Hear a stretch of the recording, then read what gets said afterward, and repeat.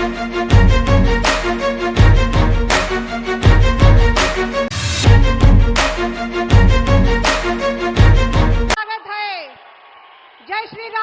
श्री राम। मोदी जी को जय श्री राम। मोदी मोदी मोदी मोदी मोदी मोदी मोदी। जय श्री राम भाई, जय श्री राम। मोदी जी को जय श्री राम। जय श्री राम भाई, जय श्री राम। मोदी जी को जय श्री राम। स्वागत है भाई, स्वागत है। मोदी जी का स्वागत है। मोदी मोदी मोदी।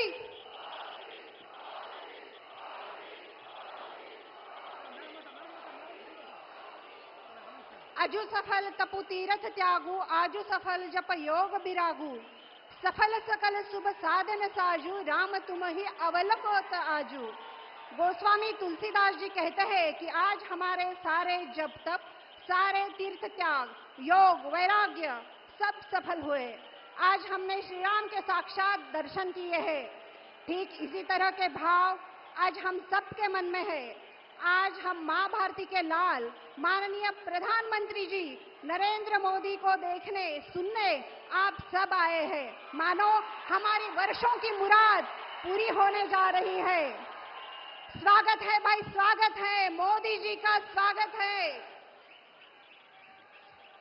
परभणी लोकसभा निर्वाचन क्षेत्र महायुति के प्रत्याशी श्री महादेव जी जानकर माननीय प्रधानमंत्री जी का स्वागत करेंगे और पालक मंत्री माननीय नामदार श्री संजय जी बंसोड़े, इनको विनती करती हूं कि किसानों की, वारकरों की, सांप्रदाय की पारंपरिक उपकरण देके मोदी जी का स्वागत ये करें। स्वागत है भाई, स्वागत है। मोदी जी का स्वागत है। माननीय प्रधानमंत्री जी का स्वागत। विनती करती हूं कि आप माननीय आमदार श्री मेघना दीदी बोर्डीकर और महिला प्रातिनिधिक रूप में यहाँ वो अपने संघ परभणी के गौरवशाली संत परंपरा एवं आध्यात्मिक ख्याति को अधोरेखित करती सुंदर प्रतिमा मोदी जी को भेंट करेंगी। परभणी की संतों की भूमि है और आध्यात्मिक चेतना का केंद्र है। स्वागत है भाई, स्वागत है। मोदी जी का स्वागत है।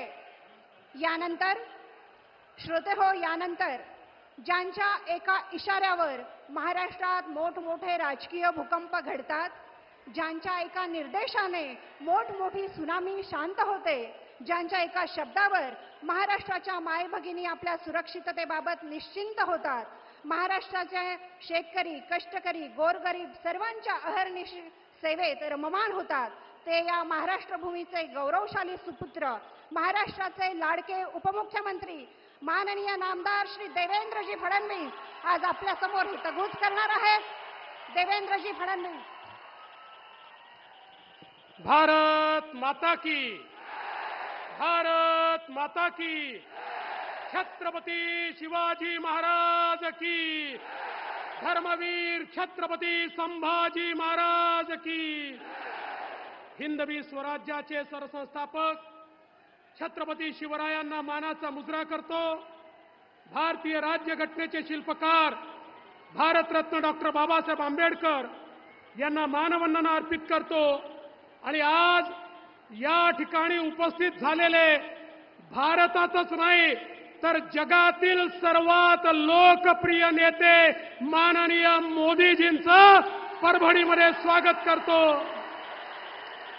मंचावर उपस्थित असलेले रामदास आठवलेजी, भागवत कराडजी, अतुल सावेजी, आपल्या सर्वांचे लाडके उमेदवार महादेवराव जानकरजी, संजय बनसोडेजी, बबनराव लोणीकरजी, मेघनाताई बोर्डीकरजी, रत्नाकर गुट्टेजी, राजेश विटेकरजी, बाबाजानी दुर्राणी, विक्रम काळेजी, या ठिकाणी उपस्थित संजय केणेकर, मोहन फळ, रामप्रसादजी बोर्डीकर, मधुसूदन केंद्रे, सुरेशजी जाधव, संतोषजी मुरकुटे, राजेशजी देशमुख, राहुलजी लोणीकर, विद्याताई चौधरी, मीनाताई परतानी, प्रियंकाताई खडके, मंचावरील सर्व मान्यवर आणि उपस्थित सर्व भगिनी आणि बंधूंनो, आजपर्यंत आपण म्हणायचो जगात जर्मनी आणि भारतात परभणी, पण आता एक लक्षात ठेवा, माननीय मोदीजींच्या नेतृत्वात पुढच्या 5 वर्षात भारतच जर्मनीच्या पुढे चाललाय,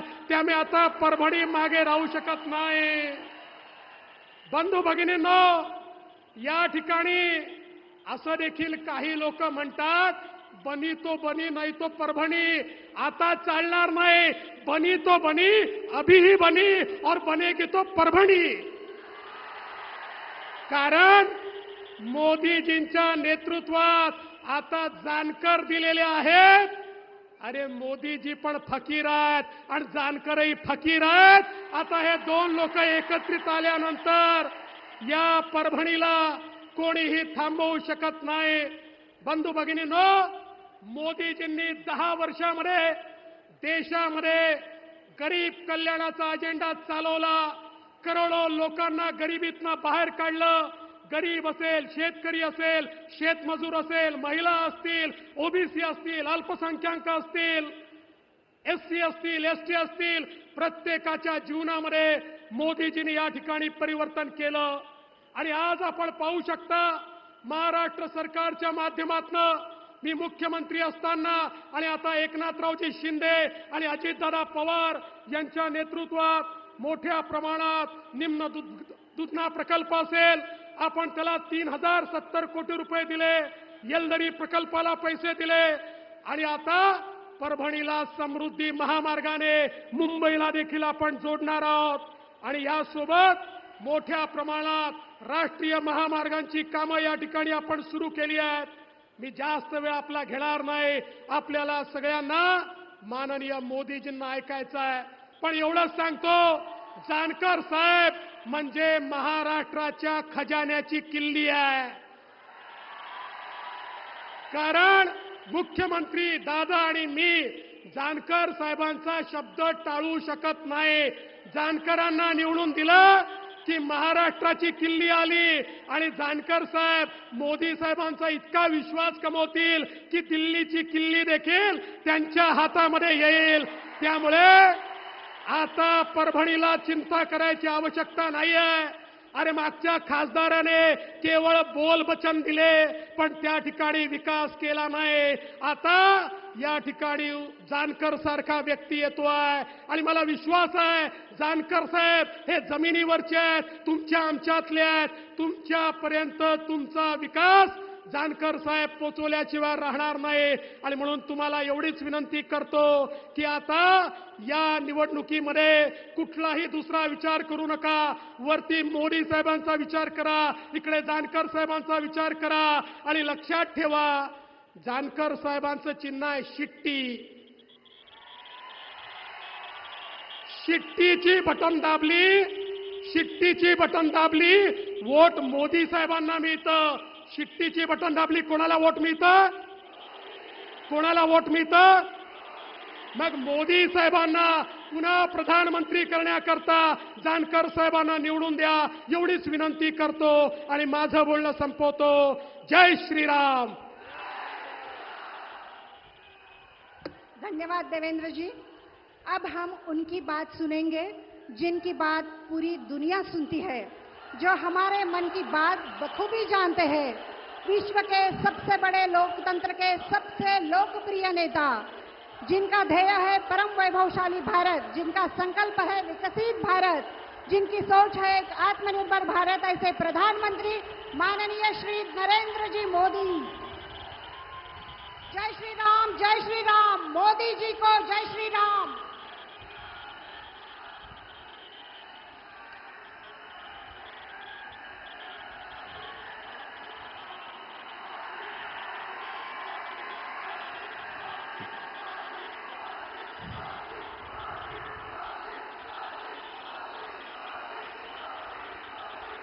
भारत माता की, भारत माता की.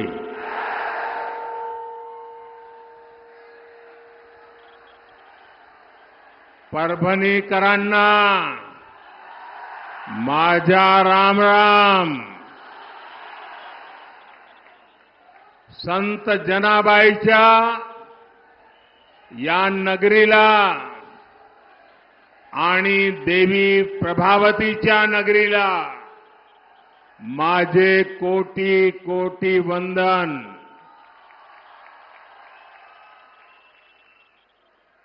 परभणी की धरती से मैं छत्रपति शिवाजी महाराज, बाबा साहब आम्बेडकर, राजर्षि साहू जी महाराज के चरणों में प्रणाम करता हूं।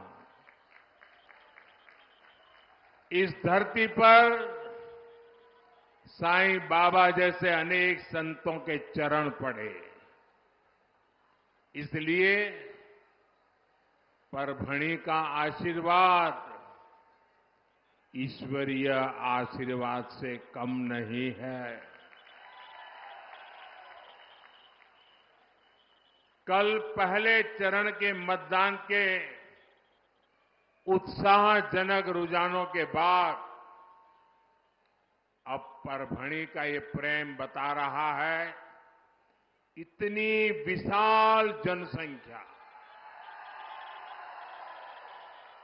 और इतनी बड़ी तादाद में माताएं बहनें, और मैं देख रहा हूं ये हमारा पंडाल छोटा पड़ गया, पीछे बहुत लोग इस कड़ी धूप में तप रहे हैं। ये हमारी जगह छोटी पड़ गई, आपको धूप में तपना पड़ रहा है, मैं आप सबकी क्षमा चाहता हूं। लेकिन जो धूप में तप रहे हैं उनको मैं विश्वास दिलाता हूं कि आपकी ये तपस्या मैं बेकार नहीं जाने दूंगा। आपके इस प्रेम को, आपके इस आशीर्वाद को मैं विकास करके लौटाऊंगा।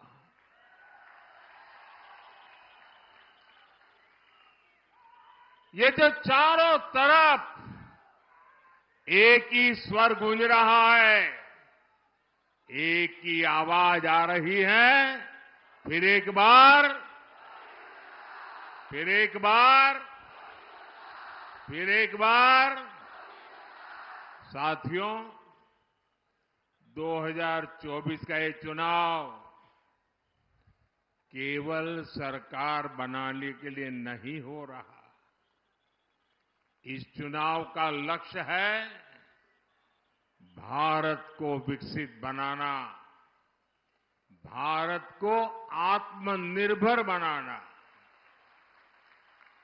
इसलिए 2024 के चुनाव के मुद्दे सामान्य मुद्दे नहीं है। हर मुद्दा महत्वपूर्ण है, हर कदम महत्वपूर्ण है, हर संकल्प महत्वपूर्ण है। और इसलिए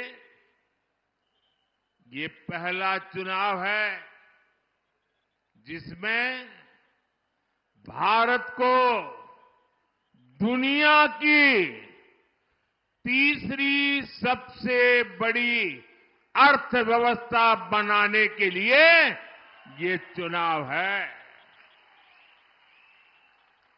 ये चुनाव है जिसमें हमने पिछले टर्म में चंद्रयान की सफलता को देखा है।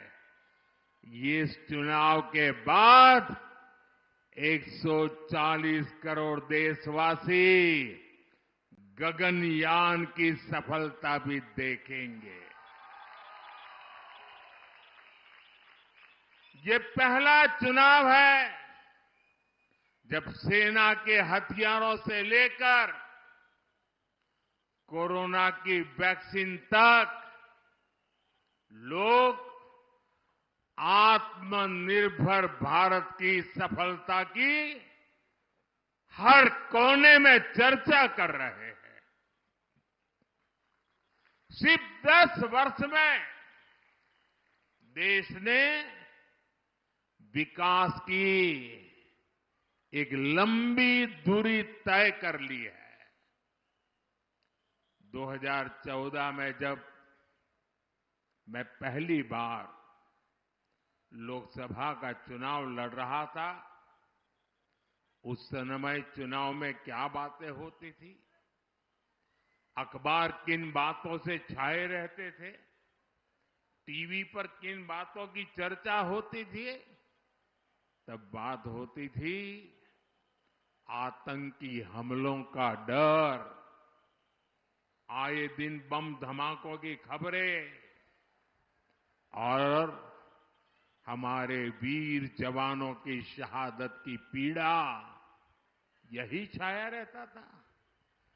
5 साल बाद, याद करिए साथियों, 5 साल बाद 2019 में चर्चा सीमा पार से होने वाले हमलों की बंद हो गई और चर्चा क्या होने लगी? Surgical strike. ये तो मोदी है, घर में घुस के मारता है। ये चर्चा होने लगी कि नहीं होने लगी? शौर्य की ये धरती महाराष्ट्र भी सर्जिकल स्ट्राइक की बात सुनकर गर्व से भर गई थी। आप मुझे बताइए, हिंदुस्तान का कोई ऐसा नागरिक होगा जिसको गर्व न हुआ हो? कोई नागरिक होगा जिसको गर्व न हुआ हो? गर्व हुआ कि नहीं हुआ? हर किसी को गर्व हुआ कि नहीं हुआ? साथियों, एनडीए सरकार सबका साथ, सबका विकास के मंत्र पर काम करती है। कोई भी जाति हो, कोई भी पंथ हो, हमारी सरकार सबके लिए काम करती है। यहां परभणी में बिना भेदभाव करीब 40,000 गरीबों को पक्के घर दिए गए हैं।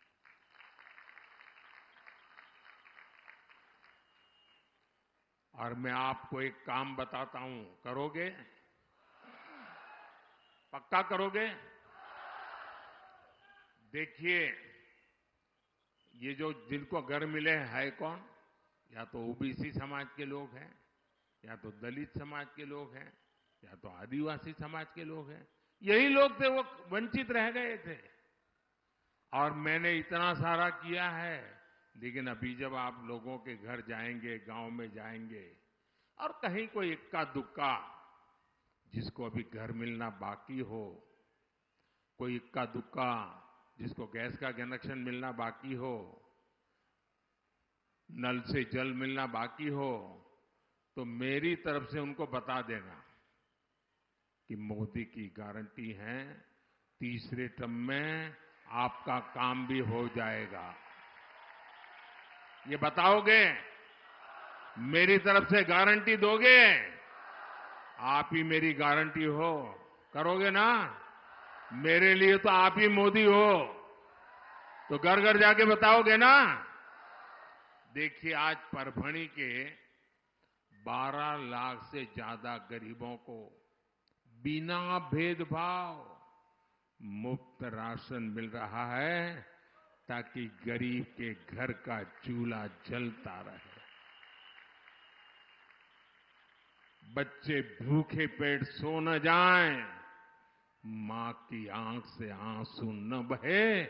इसलिए मोदी 12 लाख परिवारों को यहीं पर मुफ्त राशन दे रहा है, आने वाले 5 साल भी देता रहेगा। आज परभणी में 17 जन औषधि केंद्रों में बिना भेदभाव सभी को 80% डिस्काउंट, 80% छूट पर दवा मिल रही है। यहां बिना भेदभाव 1.25 लाख से ज्यादा महिलाओं को उज्ज्वला गैस कनेक्शन दिया गया है। परभणी में आज 75% से ज्यादा घरों में नल से जल आने लगा है। इतना ही नहीं, एनडीए सरकार ने परभणी के 9 लाख से ज्यादा पशुओं को मुफ्त टीका भी लगाया है।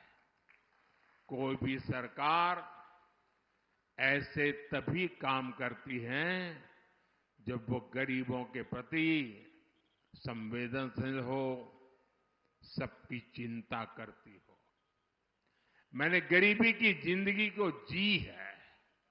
मैं भी आप ही की तरह पिछड़े परिवार में से आ रहा हूं, इसलिए गरीब का दुख भली भांति समझता हूं।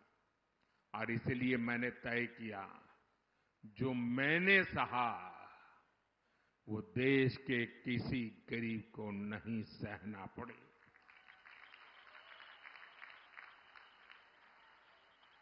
और इसीलिए दिन रात मेहनत कर रहा हूं। भाई और बहनों, मराठावाड़ का ये पूरा क्षेत्र खेती किसानी वाला है। यहां का ब्लैक कॉटन, सोयाबीन, ज्वार बाजरा आपकी कमाई का बड़ा साधन है। लेकिन इस उपज को लेकर कांग्रेस और इंडी अघाड़ी वालों ने कभी आपकी परेशानी नहीं समझी। इस क्षेत्र में सबसे बड़ी चुनौती है सिंचाई की। एनडीए की पिछली सरकार में जहां जलयुक्त शिवार योजना शुरू हुई थी, मराठवाड़ वोटर ग्रिड योजना शुरू हुई थी, लेकिन इंडी अघाड़ी वालों को आपसे इतनी दुश्मनी है कि इन दोनों योजनाओं को रोक दिया। अब भाई एकनाथ शिंदे जी, देवेंद्र फडणवीस जी और अजित पवार जी की टीम इस क्षेत्र में सिंचाई परियोजनाओं को तेजी से पूरा करवा रही है। परभणी के सेलू तालुका में लोअर दूधना प्रोजेक्ट पूरा हो गया है। साथियों, यहां के किसानों की एक बड़ी चुनौती मौसम की मार भी रही है। पहले की सरकारों के समय किसानों को फसल बीमा की रकम मिलना असंभव था, लेकिन एनडीए सरकार ने सिर्फ एक जिले परभणी में ही किसानों को फसल बीमा के 1,500 करोड़ रुपए दिए हैं। हमारी सरकार जो ऑयल सीड मिशन शुरू करने जा रही है, उससे यहां सोयाबीन की खेती करने वाले किसानों को बहुत लाभ होगा। परभणी अब देश के खाद्य तेल में आत्मनिर्भर भारत बनाने में बहुत बड़ी मदद करेगा। परभणी के लाखों किसानों को भाजपा सरकार ने पीएम किसान सम्मान निधि के 850 करोड़ रुपए भी दिए हैं, और जो राज्य सरकार दे रही है वो अलग। अमरावती में बनने वाले टेक्सटाइल पार्क का भी यहां के कॉटन उत्पादक किसानों को बहुत फायदा होगा। साथियों, मोटे अनाज श्री अन्न को पौष्टिक तत्वों को ध्यान में रखकर हमारी सरकार बड़े पैमाने पर श्री अन्न को बढ़ावा दे रही है। सुपर फूड है, हम दुनिया में पहुंचा रहे हैं। आपके यहां का ज्वार बाजरा केवल महाराष्ट्र और देश को ही नहीं, बल्कि पूरी दुनिया को पौष्टिक लाभ देगा। साथियों, मोदी के लिए आपके सपने ही मेरे संकल्प है। इसलिए हम समस्याओं के समाधान के लिए ठोस काम करते हैं, ठोस काम में भरोसा करते हैं और ठोस काम को पूरा करने के लिए मेहनत करते हैं। हमारा मराठावाड़ खुद इसका सबसे बड़ा उदाहरण है। हमने क्षेत्र के लिए आधुनिक इंफ्रास्ट्रक्चर पर फोकस किया। परभणी में 5 अमृत स्टेशनों का विकास हो, मड़मान नांदेड़ रेल लाइन के परभणी सेक्शन का दोहरीकरण और इलेक्ट्रिफिकेशन हो, बाला साहब ठाकरे समृद्धि महामार्ग हो या फिर शक्तिपीठ एक्सप्रेस वे हो, ये इंफ्रास्ट्रक्चर आज परभणी और मराठावाड़ की तस्वीर बदल रहे हैं। जालना में 250 एकड़ के ड्राई पोर्ट का निर्माण भी हो रहा है। इससे भी इस पूरे क्षेत्र के किसानों को लाभ होगा। साथियों, एनडीए सरकार के अगले 5 वर्षों के लिए हमारी पार्टी ने अपना संकल्प पत्र जारी किया है। ये संकल्प पत्र मोदी का गारंटी कार्ड है।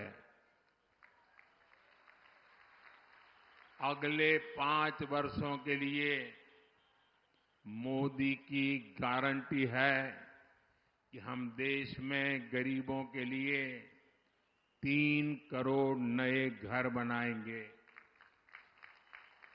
अगले 5 वर्ष के लिए अब हम देखते हैं कि आजकल हर परिवार में बुजुर्ग माता पिता, दादा दादी, चाचा चाची, नाना नानी हर परिवार में होते ही हैं, क्योंकि अब आयु लंबी हो रही है। और जो बेटा कमाता है या बेटी कमाती है, उसके लिए अपने बुजुर्ग मां बाप को संभालना कोई मुश्किल काम नहीं होता है, कर लेते हैं। लेकिन अगर कोई बीमारी आ गई तो फिर परिवार में सबके लिए दिक्कत होती है कि अब पैसा बुजुर्गों के लिए कितना खर्चा करें, बच्चों के लिए खर्चा कितना करें। एक प्रकार से उसके सारे सपने भूल जाते हैं। और इसलिए मोदी ने तय किया कि मेरे सभी परिवार के जो लोग रोजी रोटी कमाने के लिए मेहनत करते हैं, उनका बोझ मैं कैसे कम करूं। और इसलिए हमने 70 साल की ऊपर के जितने भी बुजुर्ग हमारे देश में हैं, 70 साल की उम्र के हर बुजुर्ग माता पिता को उनकी बीमारी में अब इलाज का काम जिम्मेवारी मोदी का रहेगा, आपके इस बेटे की रहेगी।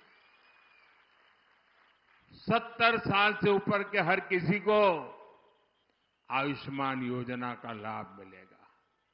हम मुद्रा योजना के तहत अब युवाओं को 20 लाख रुपए तक की मदद देंगे। एनडीए सरकार अगले 5 वर्षों में 3 करोड़ महिलाओं को लखपति दीदी बनाने के लिए काम करेगी। और इन सारे प्रयासों को हमारी जो महाराष्ट्र की त्रिपुटी है, शिंदे जी, फडणवीस जी, अजित पवार जी, उनकी सरकार और तेजी से आगे बढ़ाएगी।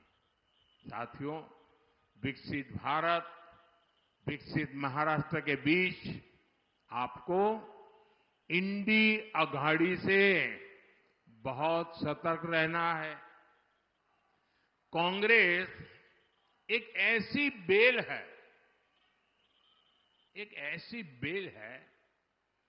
जिसकी अपनी न कोई जड़ है न जमीन है, और इसे जो सहारा देता है ये उसे ही सुखा देती है। आजादी के समय कांग्रेस ने देश का विभाजन करवा दिया। आजादी के बाद कश्मीर की समस्या खड़ी कर दी। कांग्रेस ने 370 के बहाने बाबा साहब का संविधान कश्मीर में लागू नहीं होने दिया। वहां के दलितों को इतने सालों तक अधिकार ही नहीं मिलने दिए। महाराष्ट्र में इंडी अघाड़ी वालों ने जब तक सरकार चलाई, इन्होंने ये लगने ही नहीं दिया कि निजामों का कब्जा चला गया है। रजाकारों की मानसिकता यहां हावी थी। हाँ, इन लोगों ने महाराष्ट्र और मराठवाड़ का विकास तो नहीं होने दिया, लेकिन कांग्रेस और नकली शिवसेना की पिछली सरकार याकूब मेनन की कब्र संवारने में व्यस्त थी। अब बताइए, उनके लिए प्रायोरिटी थी याकूब मेनन की कब्र। भाई और बहनों, श्री महाराज पाचले गांवकर जैसे संतों की धरती है, जिन्होंने सन्यासी होकर भी निजामों के विरुद्ध में संघर्ष का नेतृत्व किया था। परभणी हमारे बाला साहब ठाकरे से प्रेरणा लेने वाली धरती है। मैं आपसे पूछना चाहता हूं, रजाकारों की मानसिकता को क्या हमारी परभणी में स्थान मिलना चाहिए? क्या मिलना चाहिए? क्या पालघर के साधुओं की हत्या का मजाक उड़ाने वालों को महाराष्ट्र में कोई ठिकाना मिलना चाहिए? क्या साथियों, कांग्रेस और उसके दोस्तों को भारत की हर विरासत से चीड़ है। कांग्रेसी सरकारें तो आजादी के बाद भी सेनाओं में अंग्रेजी निशानों को ढो रही थी। हमारी नौसेना के झंडे पर अब तक अंग्रेजों का प्रतीक चिन्ह था, हमने उसे हटाया। इतना ही नहीं, हमने नौसेना के झंडे पर छत्रपति शिवाजी महाराज का निशान लगाकर नेवी को नई पहचान दी है। नेवी के अधिकारी जो एपोलेट पहनते हैं, उसमें भी अब छत्रपति शिवाजी महाराज की विरासत की झलक दिखती है। कुछ महीने पहले ही हमने नौसेना दिवस मनाने की परंपरा को भी बदला। पहले नौसेना दिवस दिल्ली में हुआ करता था, हमने नौसेना दिवस पर सिंधु दुर्ग के किले में भव्य आयोजन करके छत्रपति शिवाजी महाराज को श्रद्धांजलि भी दी और उनके संकल्पों को आगे बढ़ाने का व्रत भी लिया। लेकिन जब हम छत्रपति शिवाजी के सम्मान में कुछ करते हैं तो ये लोग उसका भी विरोध करते हैं। साथियों, विकसित भारत, विकसित महाराष्ट्र के संकल्पों के लिए महाराष्ट्र के हर सीट पर एनडीए गठबंधन को आपका आशीर्वाद चाहिए। मैं आपके आशीर्वाद मांगने के लिए आया हूं। आने वाली 26 अप्रैल को आपको परभणी लोकसभा से एनडीए के उम्मीदवार माजल लानभाऊ, महादेव जानकर, उनको विजयी बनाना है। और ये है वो पार्लियामेंट में आकर के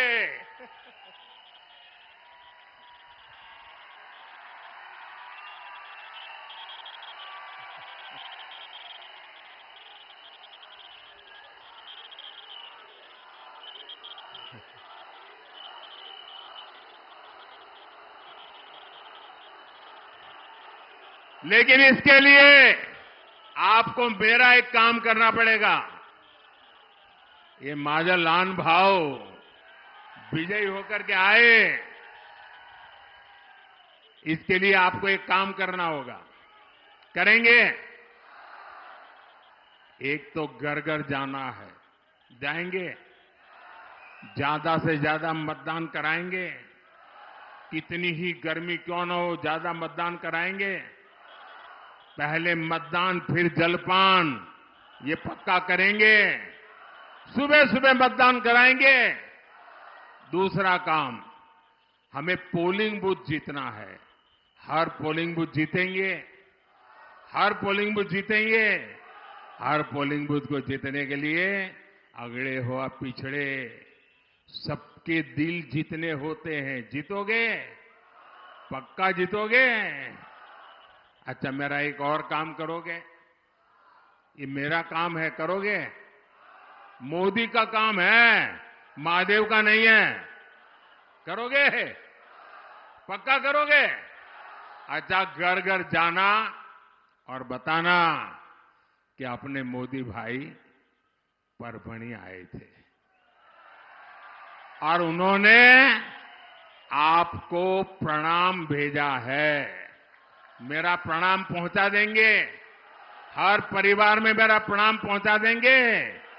जब हर बुजुर्ग के पास मेरा प्रणाम पहुंचेगा ना, तो हर माता, बहन, बुजुर्ग मुझे आशीर्वाद देंगे और उनके आशीर्वाद ही मेरी ऊर्जा है। उनके आशीर्वाद मुझे देश के लिए दिन रात दौड़ने की ताकत देते हैं और इसलिए ये मेरा पर्सनल काम है। करेंगे ना?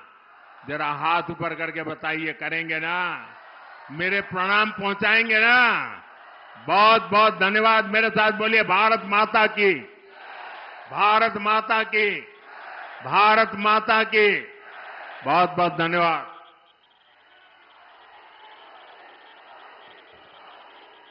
धन्यवाद मोदी जी। ये थे धर्म के नाम पर धर्म रक्षक के संकल्प के साथ अयोध्या में धर्म ध्वजा फैलाने का काम जिनने किया है वो प्रधानमंत्री भारत के। जय श्री राम, जय श्री राम। मोदी जी को जय श्री राम। अब की बार 400 पार, फिर एक बार मोदी सरकार। अब की बार 400 पार, फिर एक बार मोदी सरकार।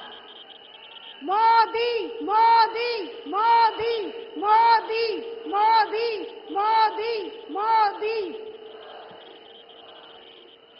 अब की बार 400 पार, फिर एक बार मोदी सरकार।